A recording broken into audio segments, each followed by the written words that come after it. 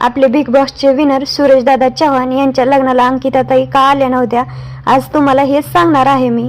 Video शेवटपर्यंत बघा मंडळी. तर चला सुरुवात करते मी व्हिडिओला.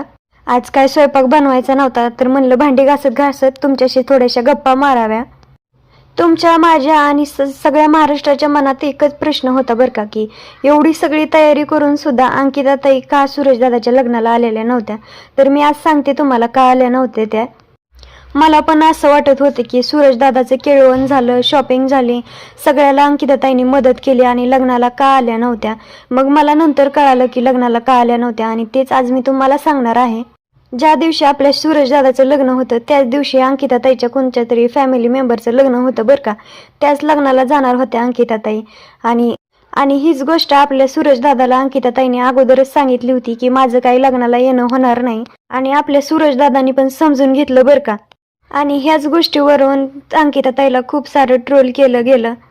आणि त्याच गोष्टीवर अंकिताताईने मोठा व्हिडिओ बनवून सोडलाय बरं का आपल्या यूट्यूबवरती.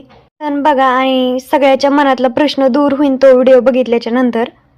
तर जाऊ द्या मंडळी, काही झालं तरी आपल्या सूरजदादाचं लग्न मात्र जोरदार झालं.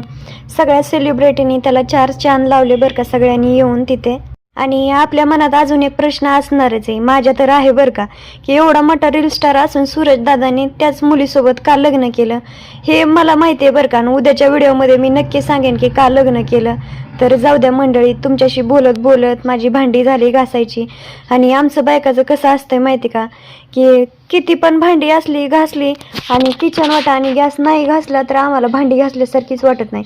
त्यामुळे अशी घासणीने घसघस घासणीने आम्हाला घासावं लागते गॅस आणि किचन. तुम्हाला पण असं होतं का, मला नक्की कमेंट करून सांगा. आणि व्हिडिओला लाईक सबस्क्राईब नक्की करा. आणि चला भेटूया उद्याच्या व्हिडिओ.